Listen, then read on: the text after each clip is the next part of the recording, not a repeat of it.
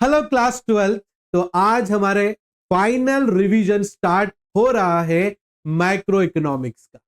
ये रिवीजन आप क्लास 12 के लिए बहुत ही इंपॉर्टेंट रहने वाला है। बोर्ड के एग्जाम्स के अकॉर्डिंगली हमने सोचा कि क्यों ना एक बार और आप लोगों को फाइनल रिवीजन करवाया जाए पूरे चैप्टर्स का। और यहां पर हम लोग मैक्रो इकोनॉमिक्स, उसके बाद में इंडियन इकोनॉमी भी लेंगे बेटा, और ऐसे ही अकाउंट्स और बिजनेस में भी हमारे फाइनल रिवीजन आने वाले। ये क्लासेस और ये सीरीज आप लोगों के लिए बहुत ही इंपॉर्टेंट रहने वाली है। वो इस वजह से बेटा कि इसके बाद में जो हमारी सीरीज आएगी वो पीवाई की क्वेश्चंस की आएगी। तो हम लोगों ने सोचा कि पहले एक बार और आपका अच्छे से रिवीजन करवा देते हैं, उसके बाद पीवाई की क्वेश्चन की प्रैक्टिस करेंगे तो 101% आपके मार्क्स बहुत अच्छे तरीके से आ जाएंगे बच्चों। तो ये चैप्टर, ये क्लासेस बहुत इंपॉर्टेंट है, लास्ट तक जरूर देखना बेटा।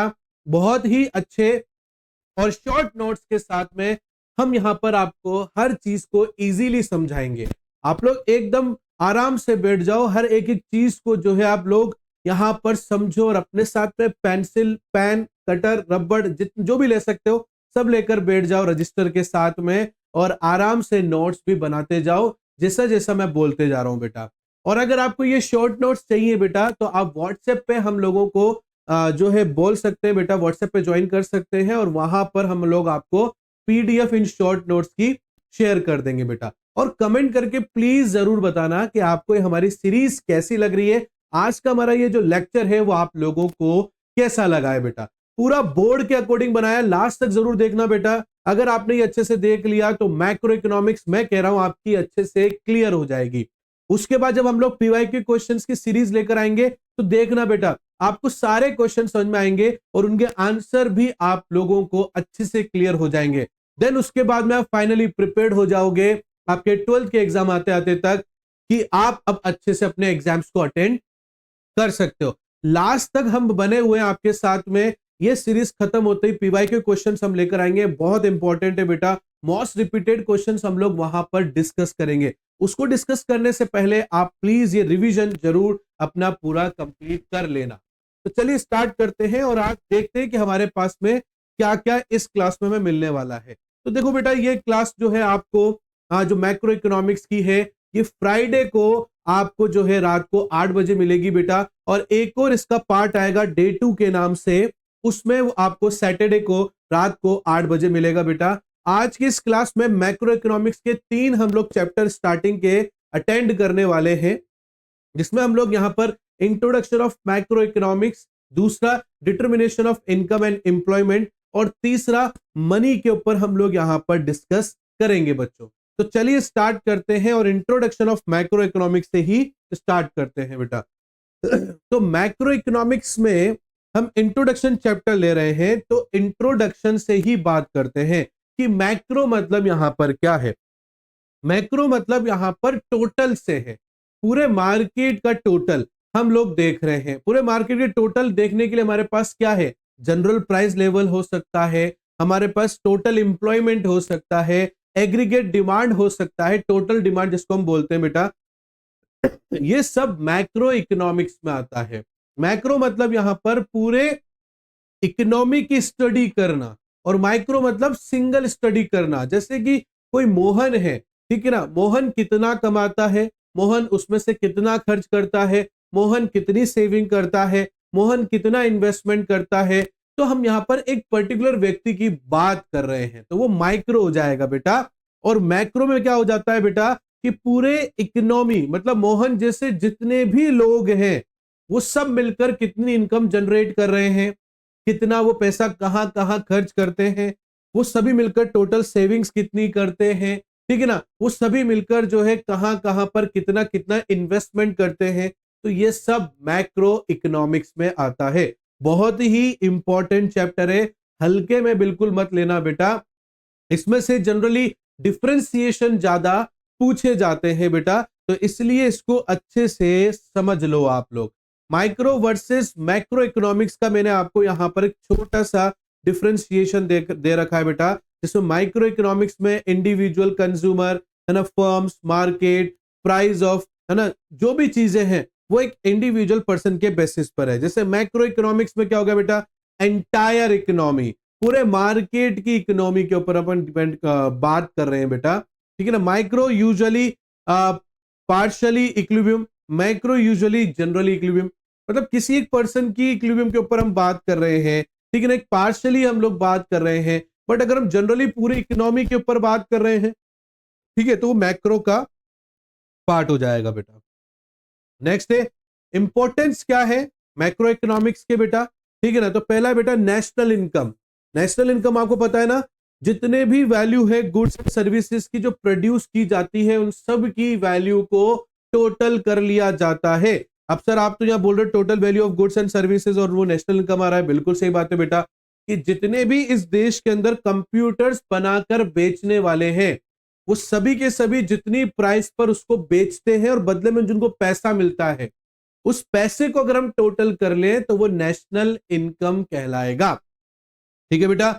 एम्प्लॉयमेंट, कि हमारे देश के अंदर ओवरऑल कितना एम्प्लॉयमेंट जनरेट हो रहा है इकोनॉमी के अंदर, ठीक है ना। प्राइस लेवल, हमारे यहाँ पर प्राइस लेवल कैसा है, ठीक है ना। जैसे जनरली जैसे गोल्ड है अभी, तो गोल्ड क्या है यहाँ पर महंगा चल रहा है, ठीक है ना, तो वो जनरल प्राइस लेवल उसका हो जाएगा बेटा। इंटरेस्ट रेट कैसे चल रही है, मतलब हम जो लोन ले रहे हैं वो अभी के हिसाब से ज्यादा इंटरेस्ट रेट है कि कम इंटरेस्ट रेट कर रखी है गवर्नमेंट ने, कैसी इंटरेस्ट रेट अभी इस टाइम पर ली जा रही है सभी लोन्स के ऊपर बैंकों के द्वारा, ये हमें मैक्रो इकोनॉमिक्स का ही पार्ट है बेटा। चौथा यहां पर अपन देखते हैं बेटा central problem of an economy. सभी इकोनॉमी के आप सबको पता है प्रॉब्लम होती है और प्रॉब्लम होने के पीछे एक ही रीजन है और वो रीजन क्या है बच्चों, वो है scarcity. Scarcity of resources and unlimited wants and needs, ठीक है ना। रिसोर्सेज की कमी है और ह्यूमन वांट्स की जो वांट्स है वो अनलिमिटेड है बेटा, तो इसलिए सेंट्रल प्रॉब्लम अराइज होती है और उसमें जो प्रॉब्लम आती है जनरली तीन तरीके से आती है, what to produce, how to produce और for whom to be produce. What to produce मतलब क्या प्रोडक्शन करें, गवर्नमेंट को या इकोनॉमी को किस पे सबसे ज्यादा फोकस करना चाहिए, कि किस चीज के ऊपर ज्यादा फोकस करना चाहिए प्रोडक्शन को लेकर, वो जो है सबसे बड़ी समस्या होती है। क्योंकि अगर नेसेसरी आइटम्स पे ज्यादा फोकस करेंगे तो लग्जरियस आइटम कम हो जाएंगे और लग्जरियस आइटम पे ज्यादा फोकस करेंगे तो नेसेसरी आइटम्स की कमी आ जाएगी। तो दोनों में से अगर एक की भी कमी आएगी तो हमें इंटरनेशनल पे क्या होगा, डिपेंडेंसी रहनी पड़ेगी। आ रही बात समझ में, तो उससे और महंगाई बढ़ सकती है भविष्य में। दूसरा है हाउ टू प्रोड्यूस। आप सभी को पता है प्रोडक्शन करने का जो तरीका होता है बेटा, दो तरीके होते हैं। पहला तरीका क्या है, लेबर इंटेंसिव है। दूसरा तरीका क्या है, कैपिटल इंटेंसिव है। लेबर इंटेंसिव मतलब जहां पर लोग ज्यादा काम करते हो और मशीनों का यूज कम किया जाता हो, और कैपिटल इंटेंसिव मतलब जहां पर लोग कम काम करते हो और मशीनों का ज्यादा यूज किया जाता हो। Is that clear. अब अगर लेबर इंटेंसिव कोई कंपनी ऑप्ट करती है तो वहां पर एम्प्लॉयमेंट तो जनरेट हो रहा है बट वहां पर मशीनें कम होने की वजह से हमें ज्यादा समय लग रहा है सप्लाई करने में, तो सप्लाई कम हो सकती है। और अगर हम कैपिटल इंटेंसिव में जाते हैं तो एम्प्लॉयमेंट जनरेट नहीं दे पाएंगे, हम कम समय में ज्यादा सप्लाई तो दे देंगे बट एम्प्लॉयमेंट जनरेट नहीं होगा। अब एम्प्लॉयमेंट जनरेट नहीं होगा तो लोगों की जेबों में पैसा नहीं आएगा, जब लोगों की जेबों में पैसा नहीं आएगा तो वो जो चीज आप बना रहे हो उसे खरीदेगा कौन, तो ये भी एक समस्या है। For home to be produce, उन गुड्स को जो है बनाकर किसके लिए बनाए, रिच पीपल्स के लिए ज्यादा बनाए कि पुअर पीपल्स के लिए ज्यादा बनाए। अब देखा जाए तो दोनों पॉइंट ऑफ व्यू में दोनों ही इंपॉर्टेंट है, तो ये एक सेंट्रल प्रॉब्लम है मैक्रो इकोनॉमिक्स की बच्चों, ठीक है। आई होप आपको समझ में आया होगा बेटा। अब इस इकोनॉमिक सिस्टम को चलाना भी पड़ता है। अब इकोनॉमिक सिस्टम को चलाने के लिए इनके सिस्टम को भी हमने क्लासिफाई कर रखा है, डिवाइड कर रखा है तीन पार्ट्स में, ताकि हम लोग अच्छे से समझ सके और हमें कौन सा, हमारे देश के अकॉर्डिंगली हमें कौन सा ऑप्ट करना चाहिए इकोनॉमिक सिस्टम, जिससे हम हमारी इकोनॉमी को अच्छे तरीके से रन कर सके, उसके ऊपर भी हम लोगों को डिस्कशन करने के यहाँ पर हमने क्या कर रखा है, उसको तीन पार्ट में डिवाइड कर रखा है बच्चों। पहला है कैपिटल मार्केट या मार्केट इकोनॉमी कहते हैं बेटा। यहां पर जनरली ज्यादातर कंट्रोल जो होता है प्राइवेट कंपनी का होता है, नॉमिनल या मिनिमम जो है यहां पर कंट्रोल रहता है और वो कंट्रोल रहता है गवर्नमेंट का, ठीक है ना। यहां पर जो भी है प्राइवेट ओनरशिप ज्यादा रहती है, अब देखो प्राइवेट बंदा या प्राइवेट कंपनी मार्केट में वर्क कर रहा है तो उसका सबसे पहला मोटिव क्या होगा? प्रॉफिट मोटिव होगा कि वो चीजें जो मार्केट में लेकर आ रहा है उससे क्या हो रहा है? उससे ये हो रहा है सर कि प्रॉफिट मोटिव हो रहा है, ठीक है ना? क्योंकि प्राइवेट बंदे को पब्लिक से कोई लेना देना नहीं है, गवर्नमेंट तो फिर भी पब्लिक वेलफेयर के लिए काम करती है, बट प्राइवेट को सिर्फ और सिर्फ अपने अपने जो है प्रॉफिट से मतलब होता है, उसके अलावा उससे किसी और चीज से मतलब नहीं होता। तो बेसिकली उसका जो फोकस रहेगा वो रिच पीपल्स पर ज्यादा रहेगा बच्चों। ऐसे ही सोशलिस्ट या सेंट्रल प्लान बोलते हैं बेटा, दूसरी इकोनॉमी सिस्टम है हमारा ये। इसमें सोशलिस्ट इकोनॉमी का मतलब होता है कि सारा का सारा जो काम है या सारी की सारी जो इकोनॉमी है ना, उसकी ओनरशिप जो है वो गवर्नमेंट के पास रहती है, ठीक है ना। यहाँ पर प्राइवेट कंपनी बहुत कम होती है, ज्यादातर जो कंपनी पर कंट्रोल होता है वो गवर्नमेंट का रहता है, और गवर्नमेंट जो होती है वो सोशल वेलफेयर होती है, वो पब्लिक वेलफेयर के लिए ज्यादा काम करती है। जिस तरीके से कैपिटलिस्ट इकोनॉमी के अंदर लोग प्रॉफिट के लिए ज्यादा काम कर रहे हैं, तो सोशलिस्ट में जो होता है बेटा वो यहां पर ज्यादातर पब्लिक वेलफेयर के लिए काम करती है, ठीक है ना। और तीसरा बेटा मिक्स्ड इकोनॉमी, जहां पर हमें जरूरत पड़ती है वहां प्राइवेट कंपनीज को भी इनवाइट करते हैं, और जहां गवर्नमेंट की नीड होती है वहां गवर्नमेंट भी आ जाती है। मतलब दोनों मिलकर साथ में इकोनॉमी को चलाते हैं, ताकि कंपनी के पास प्रॉफिट भी आता रहे, उस प्रॉफिट से टैक्स जनरेट हो गवर्नमेंट के लिए, ताकि गवर्नमेंट के पास गवर्नमेंट के पास पैसे आ सके और गवर्नमेंट उस पैसे को पब्लिक वेलफेयर के लिए खर्च कर सके। तो इस इकोनॉमी को दो लोग मिलकर चलाते हैं, प्राइवेट कंपनी और गवर्नमेंट। भारत जो है इसी सिद्धांत और इसी सिस्टम से चलता है, मिक्स्ड इकोनॉमी से। इज दैट क्लियर बेटा? तो ये हमारी मैक्रो इकोनॉमिक्स की क्या थी बेटा? स्टडी थी, जहां हमने देखा बेटा कि किस तरीके से हम लोग जो है यहां पर काम कर रहे हैं बेटा। ये पहला आपका जो चैप्टर है वो कंप्लीट हो गया है। एक शॉर्ट रिवीजन मैंने यहां पर आप लोगों को इसका दिया बेटा। दूसरा चैप्टर जो मैं यहां लेने जा रहा हूं बेटा, वो लेने जा रहा हूं नेशनल इनकम का। जी हाँ बच्चों, ये बहुत इंपॉर्टेंट चैप्टर है। बच्चों को नाम सुनकर ही इससे डर लग जाता है, बट अगर आप इसको ध्यान से अभी की क्लास में समझोगे तो लगभग हर चीज आपकी क्लियर हो जाएगी बेटा। और ये चैप्टर बहुत इंपॉर्टेंट है, इसके क्वेश्चंस 101% आते ही आते हैं। इसके न्यूमेरिकल्स भी आ सकते हैं, कुछ थ्योरी पार्ट्स भी कवर होते हैं, और काफी अच्छा वेटेज भी ये चैप्टर लेता है बच्चों। इसलिए हम लोगों ने जो है इसे अभी ही ऐड कर लिया है हमारे इस चैप्टर, हमारी सीरीज के अंदर। नेशनल इनकम मतलब क्या होता है? नेशनल इनकम मतलब ये होता है कि सर पूरे देश के अंदर जितने भी गुड्स एंड सर्विसेज बेचने के बाद जो प्रोड्यूसर्स के पास पैसे आ रहे हैं, उन टोटल इनकम को हम नेशनल इनकम कहेंगे। भाई जितने भी कंप्यूटर वाले हैं जो कंप्यूटर बनाकर मार्केट में सेल करते हैं, सेल करने के बाद उनको बदले में जो पैसा मिल रहा है, उस टोटल मनी को हम लोग नेशनल इनकम कहेंगे, ऐसे समझ लो। नहीं तो बेटा जैसे प्राइमरी सेक्टर, सेकेंडरी सेक्टर और टर्शियरी सेक्टर, इन तीनों सेक्टर से सभी प्रोड्यूसर को, जो इन सेक्टर्स में से किसी में भी काम करते हैं, सभी प्रोड्यूसर को जो इनकम जनरेट करने का मौका मिल रहा है, उन सभी टोटल इनकम को हम जब टोटल कर देंगे तो हमारा नेशनल इनकम बन जाएगा। प्राइमरी सेक्टर में जितनी भी इनकम जनरेट हो रही हो, सेकेंडरी सेक्टर में जितनी भी इनकम जनरेट हो रही हो, टर्शियरी सेक्टर में जितनी भी इनकम जनरेट हो रही हो, इन तीनों सेक्टर की इनकम को अगर हम टोटल कर दें तो वो हमारी नेशनल इनकम बन जाएगी। ये जितनी ज्यादा होगी उतनी ज्यादा कंट्री के लिए अच्छा रहता है बेटा। ठीक है बेटा, इसमें जो है यहां पर आपके जो एग्रीगेट्स होते हैं वो जीडीपी होता है, जीएनपी होता है, एनएनपी होता है, और रिलेटेड कॉन्सेप्ट्स भी है। अभी आने वाली क्लासेस में हम इसे भी समझेंगे बेटा। जीडीपी मतलब ग्रोस डोमेस्टिक प्रोडक्ट, जीएनपी मतलब ग्रोस नेशनल प्रोडक्ट, एनएनपी मतलब नेट नेशनल प्रोडक्ट। अब इससे रिलेटेड कॉन्सेप्ट्स क्या क्या है बेटा वो देख लेते हैं। जैसे ग्रोस डोमेस्टिक प्रोडक्ट, ये क्या होता है सर? जितनी भी मार्केट वैल्यू है सभी फाइनल गुड्स एंड सर्विसेज की हमारे देश की बाउंड्री के अंदर अंदर सॉरी, वो भी एक साल की, तो उन सब को हम लोग ग्रोस डोमेस्टिक प्रोडक्ट कहेंगे। सपोज करो हमारे देश के अंदर 4 कंपनीज हैं जो मोबाइल फोन बनाती है। अब उसमें से एक मोबाइल, समझाने के लिए एग्जांपल दे रहा हूं मैं आप लोगों को, एक मोबाइल फोन उठाते हैं अपन, वो है 15,000 का, कंपनी उसको मार्केट में 15,000 का बेचती है। Is that clear? अब सारी की सारी कंपनीज अपने उस फोन को 15,000 में बेचती हैं और यहां पर सपोज कर लो 1,000 फोन सब मिलकर बेच रहे हैं। क्या करके बेच रहे हैं? पूरे 1,000 बेच रहे हैं बेटा, ठीक है। तो यहां पर जो वैल्यू आ जाएगी बेटा वो क्या आ जाएगी? 1.5 करोड़। ये जो अमाउंट आया ये क्या है बेटा? ये आपका जो है जीडीपी है, क्योंकि सारे प्रोड्यूसर्स ने मिलकर अपने फाइनल गुड्स को जो मार्केट में बेचा है मार्केट वैल्यू पर, उस टोटल मार्केट वैल्यू को हम लोग जीडीपी कहेंगे। क्या कहेंगे बेटा? जीडीपी कहेंगे।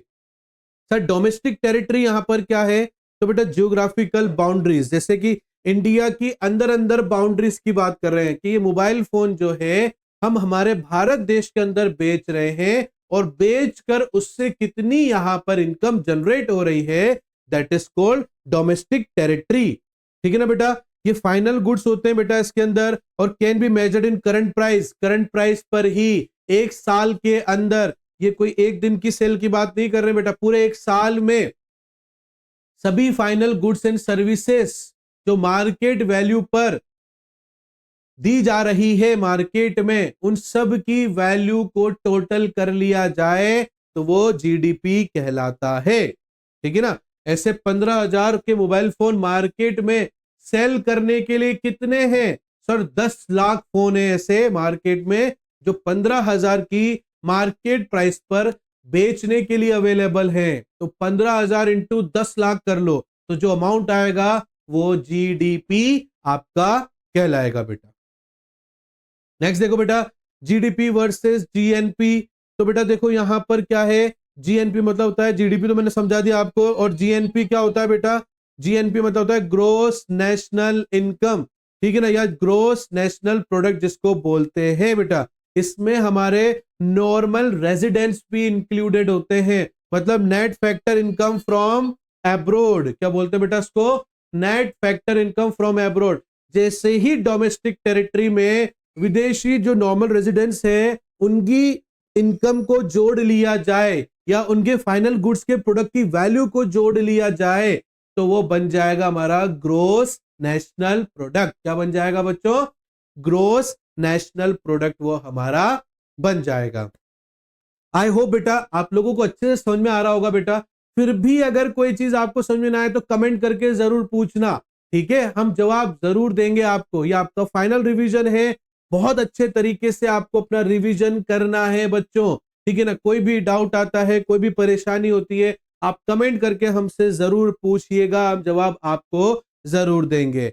सर एनएफआईए क्या होता है? Net factor income from abroad. हमने जितना भी एक्सपोर्ट किया है उससे जो हमारी इनकम जनरेट हुई है उस इनकम को हमें क्या करना है? ऐड करना है। किसमें ऐड करना है? डोमेस्टिक के अंदर। एक मान लो मैं एक एग्जांपल देके समझा रहा हूं मैं आपको, आप बोलोगे सर आप एक ही प्रोड्यूसर की बात करो। मैं एक प्रोड्यूसर समझाने के लिए बता रहा हूं। एक प्रोड्यूसर है जो इंडिया के अंदर भी अपने प्रोडक्ट को सेल कर रहा है और वही प्रोड्यूसर जो है बाहर भी एक्सपोर्ट कर रहा है।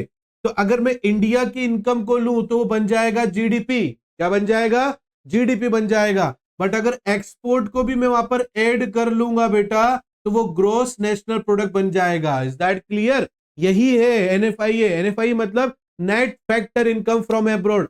अब यहां पर नेट आ रहा है मतलब आपको एक्सपोर्ट में से इंपोर्ट माइनस करना है, ऐसा समझो। मतलब factor income from abroad minus factor payment to abroad. ठीक है ना? ये फॉर्मूला हो जाएगा इसका, ठीक है ना? तब जाके आपके पास एनएफआई आएगा, मतलब net factor income from abroad, तभी आपके पास में आएगा। और याद रखना नेट ऐड करना है।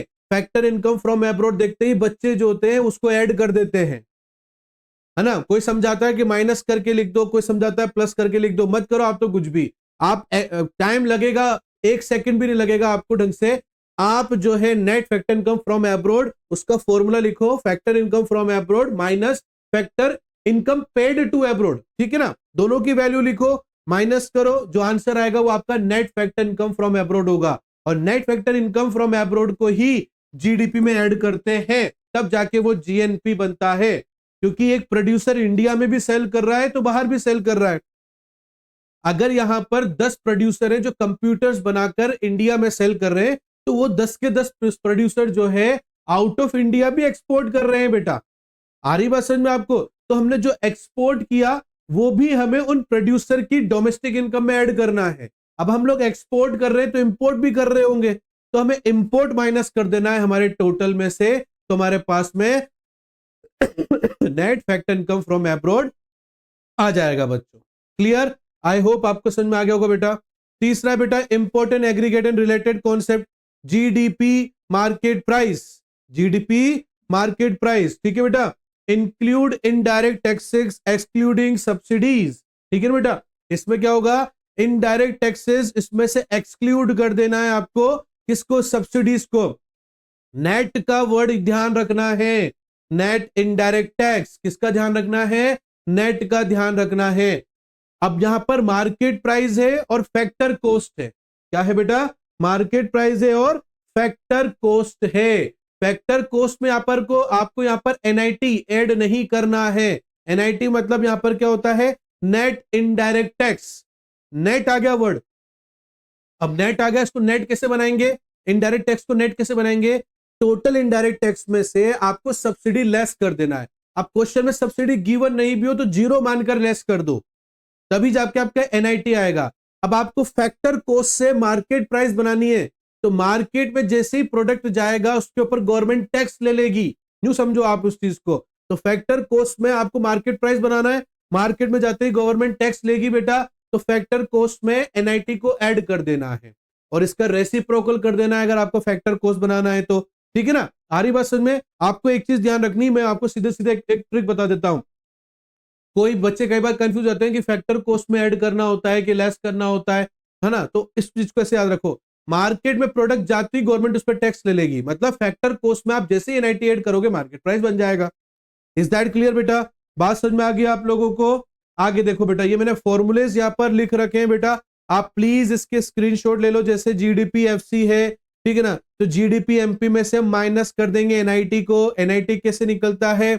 आईटी टैक्स माइनस सब्सिडी से निकलता है, ठीक है ना? तो ये आपका जीडीपी एफसी बन जाएगा। जीडीपी माइनस कर दो डेप्रिसिएशन में। अब डेप्रिसिएशन यहां पर क्या है सर? डेप्रिसिएशन हम रेगुलर वे में हमारी जो मशीन को हम यूज करते हैं तो वो घिस जाती है, हल्का फुल्का डैमेज हो जाती है, जिस वजह से उसकी वैल्यू डाउन हो जाती है। तो जितने से उसकी वैल्यू डाउन हो गई है वो डेप्रिसिएशन वैल्यू है बेटा।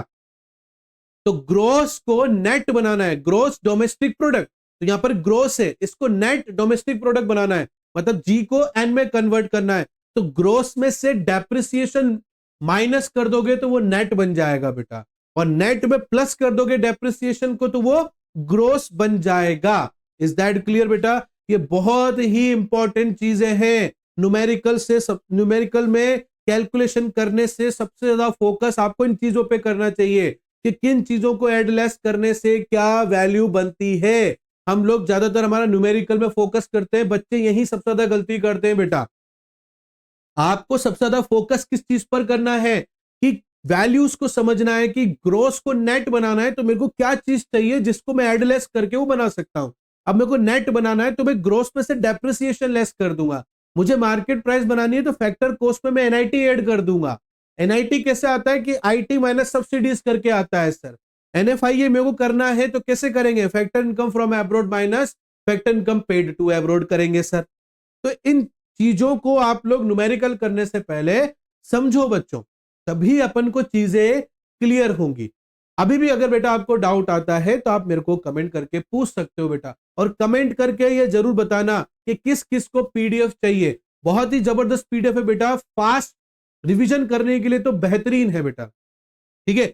और कमेंट भी करना कि किस किस को जो है यहां पर इसके मोस्ट रिपीटेड क्वेश्चंस की पीडीएफ चाहिए। कमेंट करके बोलना, तभी मैं आपको आगे फॉरवर्ड करूंगा, ठीक है ना? कमेंट करके जरूर बताना बेटा। आगे देखो, 3 मेथड्स होते हैं बेटा यहां पर नेशनल इनकम को कैलकुलेट करने के लिए। तीनों में से आप कोई सा भी यहां पर ले सकते हो बेटा। तीन में से पहला है वैल्यू एडेड मेथड, दूसरा इनकम मेथड, तीसरा expenditure method. Value added method मतलब बेटा यहां पर हम प्रोडक्शन से देखते हैं। किससे देखते हैं?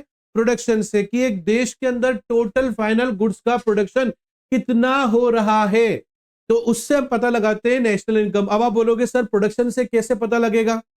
तो देखो बेटा, अगर डिमांड आएगी तभी तो हम प्रोडक्शन करेंगे। अगर डिमांड ही नहीं रहेगी तो किस चीज का प्रोडक्शन करोगे? नहीं ना। तो ऐसे भी हम पता लगा सकते हैं कि प्रोडक्शन, सपोज करो प्रोडक्शन अगर ज्यादा हो रहा है मतलब नेशनल इनकम भी बढ़ रही है, प्रोडक्शन कम हो रहा है मतलब लोग डिमांड कम कर रहे हैं तो नेशनल इनकम कम जनरेट हो रही है। तो हम लोग प्रोडक्शन से भी पता लगा सकते हैं। इसमें जो मोस्ट इंपॉर्टेंट चीज है बेटा वो है वैल्यू एडेड, जिसको हम लोग यहां पर आउटपुट मेथड बोलते हैं बेटा। यहां पर जीवीए बोलते हैं बेटा इसको, gross value add, value of output minus intermediate consumption. Value of output क्या है? तो बेटा वैल्यू ऑफ आउटपुट को नॉर्मली मैं बताऊं आपको तो सेल्स है। वो भी सेल किस चीज की? फाइनल गुड्स एंड सर्विसेज की। अगर कोई मशीन बेच रहे हैं वो नहीं, सिर्फ और सिर्फ सेल्स, वो भी गुड्स एंड सर्विसेज। कौन से? Final goods and services. Intermediate consumption मतलब यहां पर परचेज ऑफ रॉ मटेरियल। कोई मशीन परचेज का नहीं लेते हैं इसमें, कोई पुरानी मशीन परचेज करी वो इसमें इंक्लूड नहीं होगा। सिर्फ और सिर्फ रॉ मटेरियल इंटरमीडिएट कंजप्शन का अगर परचेज है तो उस परचेज को सेल्स में से लेस करना है तो आपके पास में जीवीए आ जाएगा मार्केट प्राइस पर। इज दैट क्लियर बेटा? यहां पर मैंने क्या बोल रखा है देखो, प्रिकॉशन में अवॉइड करना है double counting, use only final goods और वैल्यू एडेड, एक्सक्लूड नहीं करना है किसी भी cell purchase of second hand goods को, एक्सक्लूड रखना है ट्रांसफर अर्निंग को जैसे commission of brokers etcetera, include करना है इसमें imputed value of self consumption output, include करना है ऑन अकाउंट प्रोडक्शन मतलब जैसे रिपेयर और कंस्ट्रक्शन को। इज दैट क्लियर बेटा? दूसरा यहां पर इनकम मेथड क्या है बेटा? Income method. अब हम लोग इनकम से भी पता लगाएंगे कि किस तरीके से कैलकुलेट किया जाता है। हमारी बात समझ में? इनकम मेथड मतलब यहां पर क्या हो गया है कि इनकम के जरिए हम लोग पता लगाएंगे नेशनल इनकम को। तो यहां पर कुछ चीजें बेटा जो आपको इनकम में ऐड करनी होती है वो मैंने कंपोनेंट्स यहां पर लिख रखे हैं। Sum of the factor income earn production component जैसे कंजप्शन ऑफ एम्प्लॉइज जैसे वेजेस और ऑपरेटिंग सरप्लस जैसे rent interest profit, mixed income जैसे self employed income, used for service sector unorganised sector. Precaution क्या करना है? इंक्लूड ओनली फैक्टर इनकम, ठीक है ना, include income in kind free housing foods, ठीक है। एक्सक्लूड करना है सेल्स ऑफ फाइनेंशियल एसेट्स, वो इसमें इंक्लूड नहीं होगा बेटा, है ना। Include imputed rent of self occupied houses. Is that clear बेटा?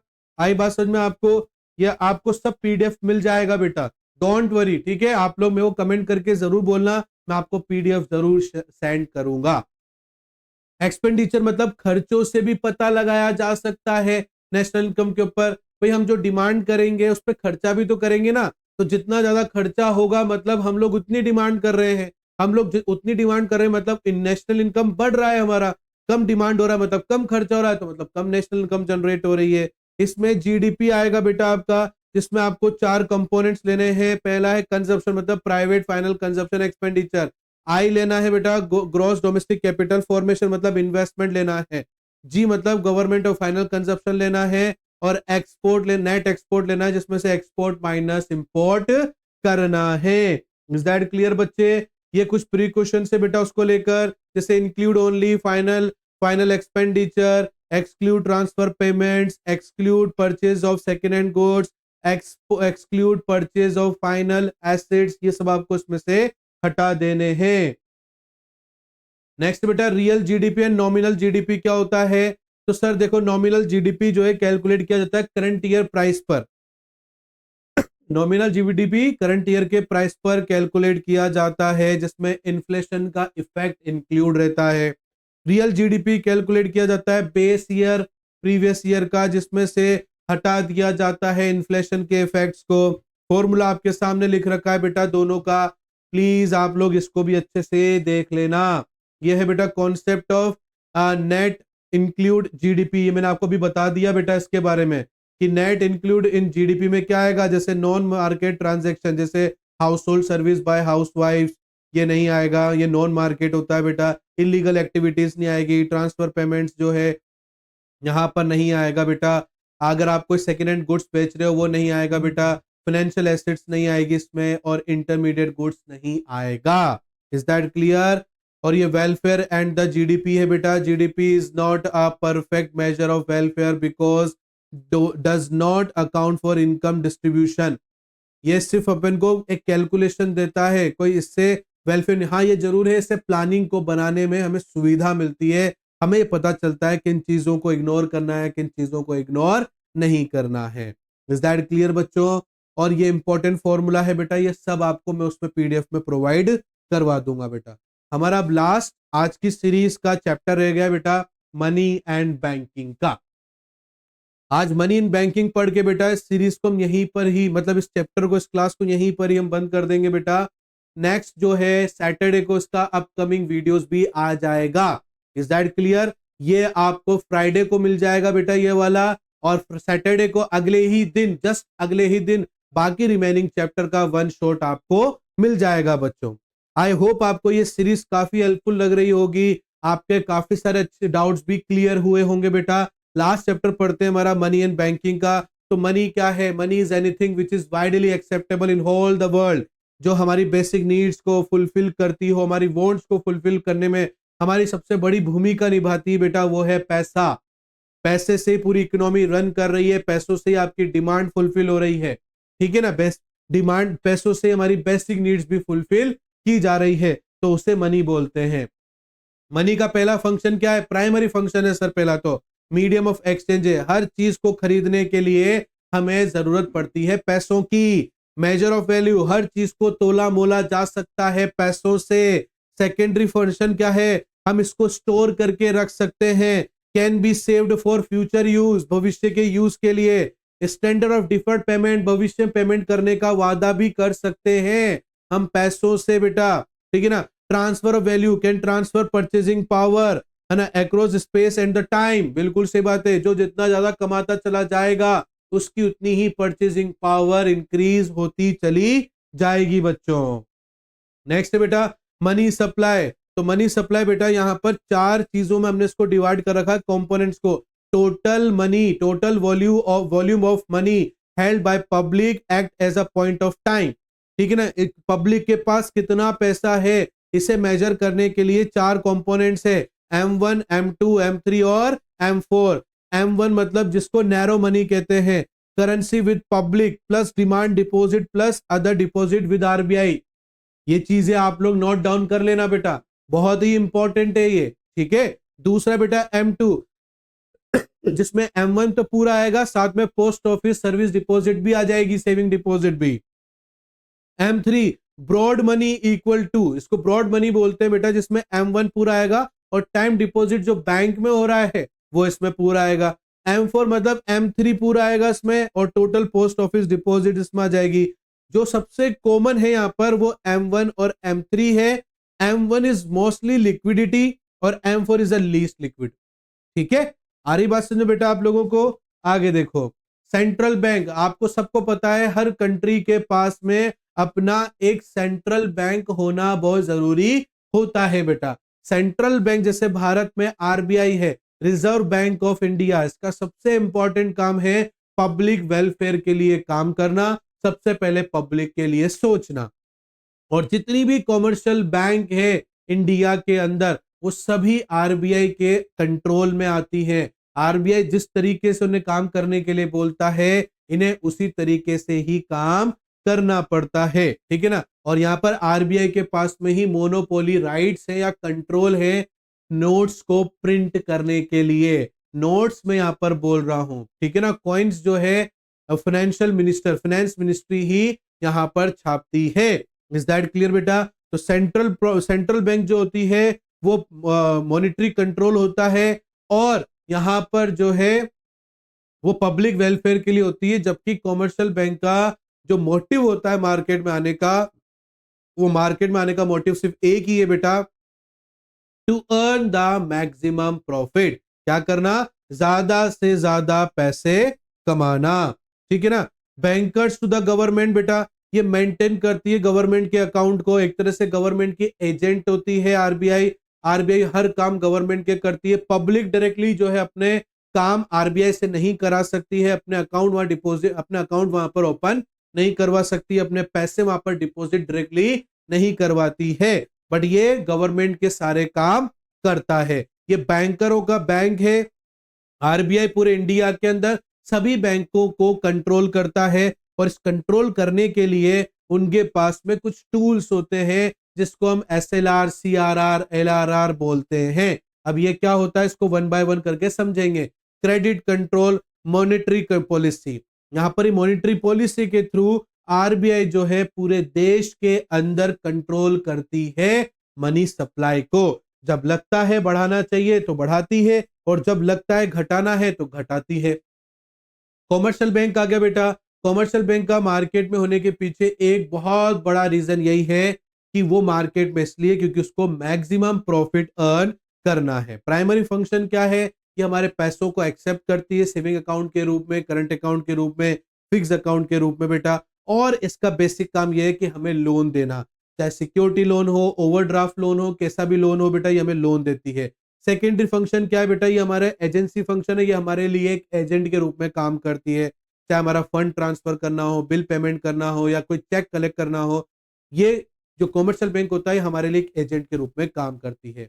जनरल यूनिट सर्विस भी देती है हमें, जैसे लोकर की सर्विस देती है, एटीएम की सर्विस देती है, ऑनलाइन बैंकिंग सर्विस देती है बेटा। क्रेडिट क्रिएशन भी कॉमर्शियल बैंक के द्वारा कंट्रोल या क्रिएट किया जाता है। जैसे bank keep only a fraction of deposit as cash reserve, यहां पर आरबीआई के थ्रू इनको कुछ रिजर्व रखना पड़ता है अपने पास में, उसमें से ये बिल्कुल भी पैसा छेड़ नहीं सकते हैं। सीआरआर होता है कैश रिजर्व रेशियो, जो कि टोटल डिपॉजिट का कुछ परसेंटेज हर कॉमर्शियल बैंक को कैश की फॉर्म में जमा करके रखना पड़ता है आरबीआई के पास में।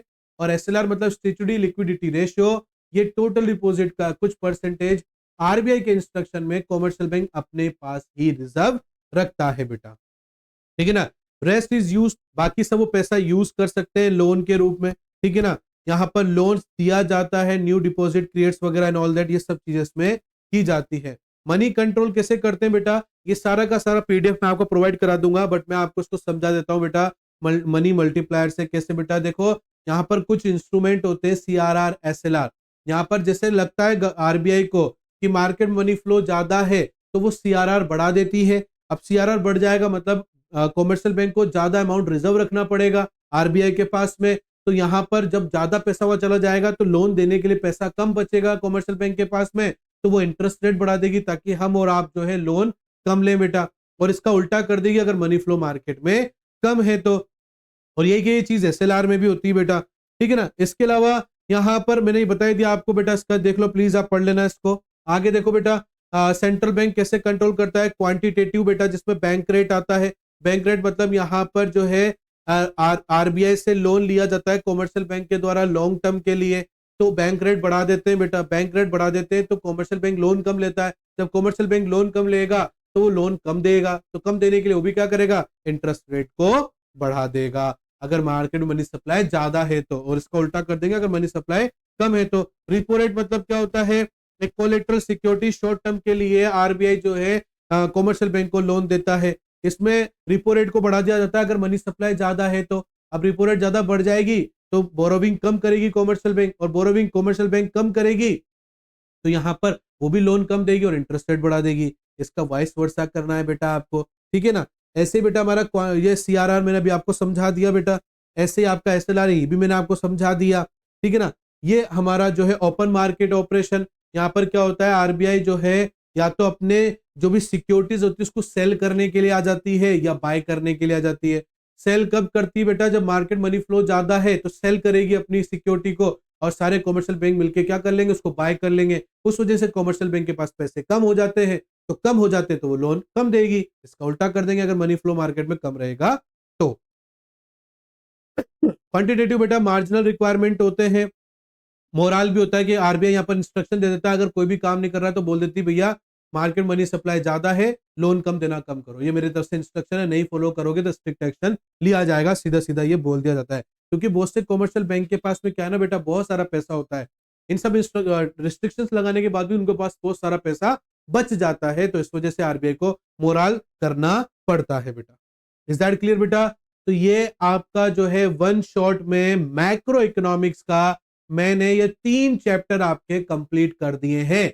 ये चैप्टर तीनों वन शॉट के आपको फ्राइडे को मिलेंगे बेटा। कब मिलेंगे? 2 जनवरी को मिलेंगे आप लोगों को बेटा, ये यहां पर रात में 8 बजे। और सैटरडे को इसका सेकंड पार्ट भी आ जाएगा, जिसमें मैक्रो इकोनॉमिक्स के रिमेनिंग चैप्टर आपको मिल जाएंगे बेटा। तो प्लीज इस चैप्टर को भी, इन शॉर्ट्स को भी ध्यान से देखना, पूरी वीडियो बहुत हेल्पफुल रहेगी बेटा आप लोगों के लिए। और नेक्स्ट सीरीज भी ध्यान से देखना बेटा, आपका टोटल मैक्रो इकोनॉमिक्स कंप्लीट हो जाएगा। मैक्रो इकोनॉमिक्स कंप्लीट होने के बाद इंडियन इकोनॉमी के भी आ जाएंगे बेटा। और जैसे ही इंडियन इकोनॉमी कंप्लीट हो जाएगा, मैक्रो इकोनॉमिक्स में आपके पीवाईक्यू क्वेश्चन स्टार्ट हो जाएंगे। मैं आपको मल्टीपल चॉइस क्वेश्चन से भी पढ़ाऊंगा बेटा, शॉर्ट आंसर से, वेरी शॉर्ट से और लॉन्ग से भी।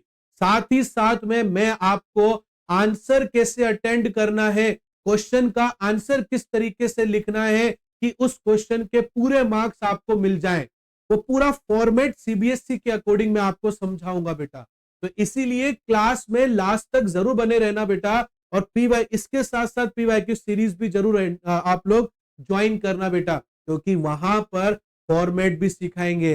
कई बार क्या होता है, हम लोगों का पेपर अच्छा जाता है, हमारी एक्सपेक्टेशन मार्क्स के अकॉर्डिंग बहुत ज्यादा हो जाती है, रिजल्ट आता है तो वो मार्क्स उतने नहीं होते जितना हमने सोचा होता है, बल्कि उससे कई गुना कम रहते हैं। तो उसके पीछे सिर्फ और सिर्फ एक ही रीजन है बच्चों, वो है आपके आंसर का फॉर्मेट। तो कैसा होगा कि आपको आंसर के साथ साथ उसके फॉर्मेट को भी समझाया जाए, तो इसीलिए पूरा देखना बेटा, बहुत हेल्पफुल रहेगा आप लोगों के लिए। 12th में आपके अच्छे मार्क्स 101% आएंगे बेटा।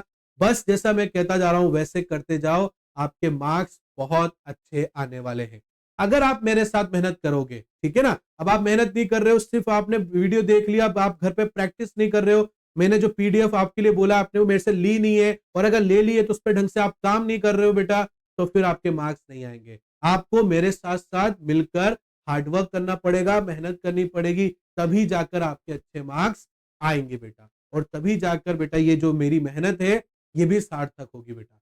तो चलिए चलते हैं, मिलता हूं मैं आपसे नेक्स्ट क्लास में बेटा। फ्राइडे को 2 जनवरी को ये लेक्चर आ रहा है, इसका बेटा प्लीज जरूर देखना। और नेक्स्ट लेक्चर नेक्स्ट डे ही आ जाएगा, और दोनों लेक्चर का टाइमिंग रात का 8 बजे का है। Thank you so much, bye बच्चों।